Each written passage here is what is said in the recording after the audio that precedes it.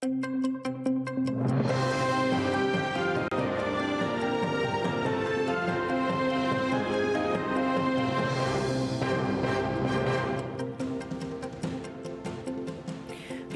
година у Києві, 16-та в Криму. Час новин на АТР. Ви дивитеся «Заман», четвер, 21 грудня. В студії Софія Бляєва. Вітаю вас. Масштабні обшуки в Запоріжжі. Їх проводять працівники СБУ та слідчі з Харкова. Вже відомо про затримання заступника голови Запорізької обласної ради Владислава Марченка. Обшуки провели і в робочому кабінеті, і вдома у заступника мера Запоріжжя Анатолія Пустоварова. ЗМІ повідомляють, що Пустоваров втік від правоохоронців через вікно свого будинку і зараз знаходиться в окупованій Горлівці.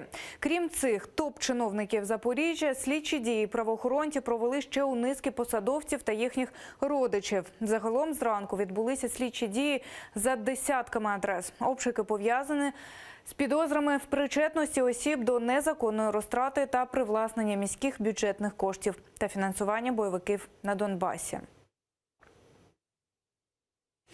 Затримання російського шпигуна у Кабміні – це виклик для українських спецслужб, заявили у Комітеті з національної безпеки і оборони.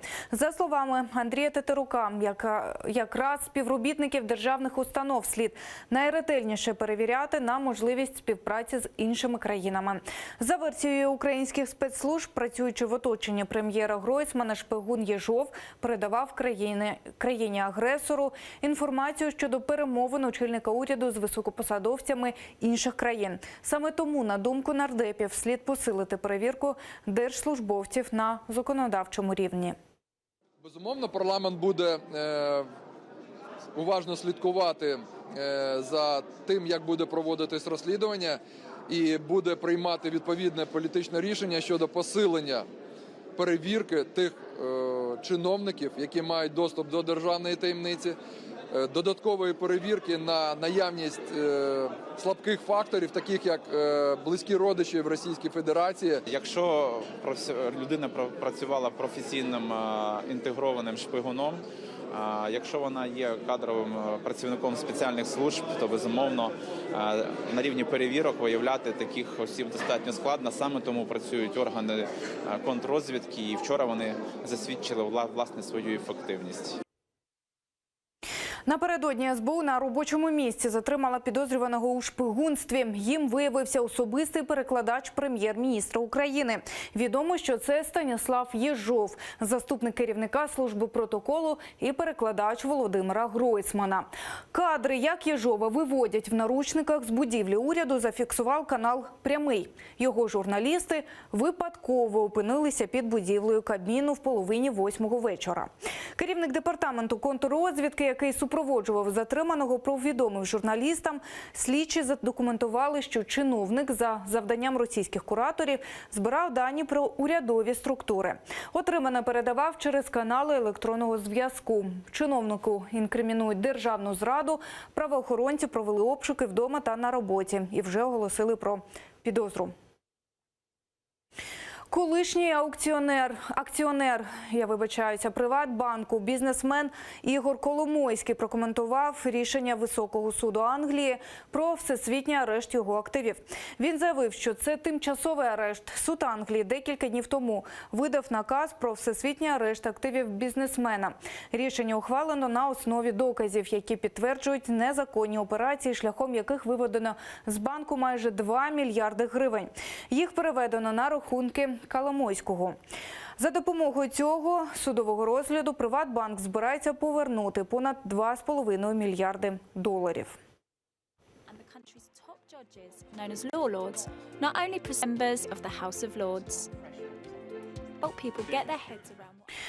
Замість клініки – одиночна камера. Гасана Чапуха, якого окупаційна влада Криму отримує у СІЗО за надуманими звинуваченнями, ізолювали. Про це повідомив голова ЦВК Курултаю Заїр Смедляєв. Гасан Чапух пережив інсульт і ходить тільки зі сторонньою допомогою. Напередодні він вже вдруге оголосив голодування. Він та його захист вимагають негайного лікарського огляду у клініці. Начальство СІЗО нібито готово було надати таку можливість, але федерація Федеральна служба виконання покарань зволікає з цим рішенням. Адвокати готують скаргу до Європейського суду з прав людини. Асанчо Пуг – один з 4 фігурантів сфабрикованої справи про вимагання. Його затримали наприкінці листопада у Сімферополі під час так званої спецоперації. Обидва засідання суду поодиночним пікетам у Білогірську закінчилися. Суд традиційно виніс рішення про штрафи на 10 тисяч рублів кожному. Ще одне засідання має відбутися завтра в Сімферополі. Адміністративні справи мали б розглянути ще 18 грудня, проте засідання перенесли через перевантаженість судів. На даний момент розглянуто вже 74 справи по кримським татарам, які вийшли на одиночні пікети 14 жовтня. Жодного з обвинувачених не виправдали. У всіх штрафи від 10 до 15 тисяч рублів. Как и ранее, 18 числа судья вынес решение, признав вину наших доверителей, это Нанишвили и Бавбекова, и назначил им штраф в размере 10 тысяч рублей. Окупаційний Верховний суд Криму розглядає апеляційні скарги на арешт 3 фігурантів так званої Бахчисарайської чистки Хізбут Тахрір. Мова йде про Мемета Белялова, Тимура Ібрагімова і Сейрана Салієва. Напередодні 19 грудня аналогічні апеляційні скарги розглядали щодо 3 інших затриманих у цій же справі – Марлена Асанова, Сервера Закиряєва і Ернеса Аметова.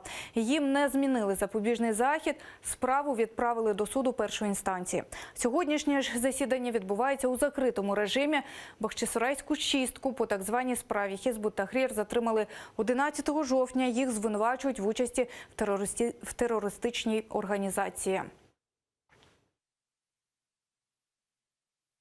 Суд объявили закрытым, и поэтому сейчас все те, которые, в том числе и родственники, пришли поддержать своих родных, мерзнут на улице. Я считаю, это издевательство над нами, и также издевательство над этими подсудимыми. Сина і онучку загиблої напередодні ветерана Кримсько-татарського національного руху Віджія Кашка викликали в так зване слідче управління МВС Росії по Криму. Запрошення рідні Віджія Кашка отримали напередодні 19 грудня. Син Алі і внука Аліє вже побували у слідчого. Правозахисник з Криму Абдерішит Джепаров супроводжував сім'ю, але до слідчого його не допустили. Мовляв, він не є офіційним адвокатом. Давати будь-які свідчення без захисника рідні Віджія Кашка відмовилися.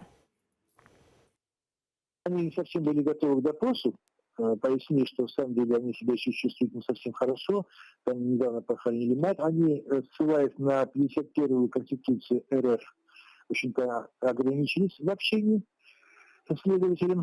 И закончилось тем, что им дали время 2-3 дня, чтобы те подыскали адвокатов.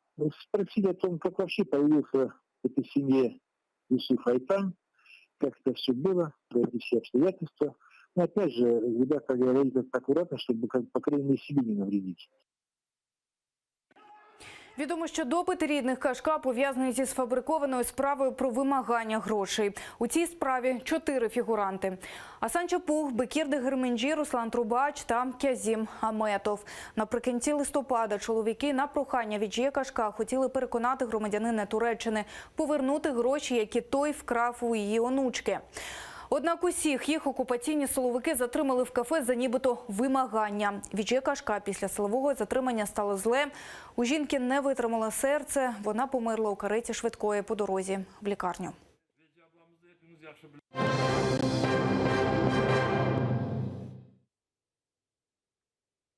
19 людей постраждали внаслідок наїзду автомобілю у центрі Мельбурна. Деякі з поранених шпиталізовані у важкому стані. В австралійській поліції стверджують, наїзд був зумисним, однак терактом поки інцидент не поспішають назвати. Водія позашляховика затримали, його мотиви правоохоронцям нині невідомі. В Каталонії дочасні парламентські вибори. Після референдуму про незалежність регіону і початку політичної кризи уряд Іспанії увів в автономні пряме правління. Після сьогоднішнього голосування воно завершиться. Каталонці отримують новий парламент. Однак чи зміниться ситуація докорінно, невідомо. За даними соціологів, найбільші шанси перемогти в республіканської лівої партії Каталонії, яка прагне незалежності регіону. На другому місці проіспанські сили. Третьою за популярністю серед виборців напередодні голосування партія колишнього лідера Каталонії Карлеса Пучдемона. Згідно з опитувань, жодна політична сила не зможе отримати більшість в парламенті. Згідно соцопитувань, очікується безпрецедентно висока явка. Вона буде найвищою в нашій історії. Тож це буде вирішальне голосування. В разі перемоги поборників незалежності буде складно створити уряд. Також я очікую, що в такому разі переможці будуть дотримуватись тієї ж лінії, що і їхні попередники у вересні та жовтні цього року. Наразі це всі новини. Аби знати більше, дивіться наступний випуск «Заман» менш ніж за годину. Будьте з нами.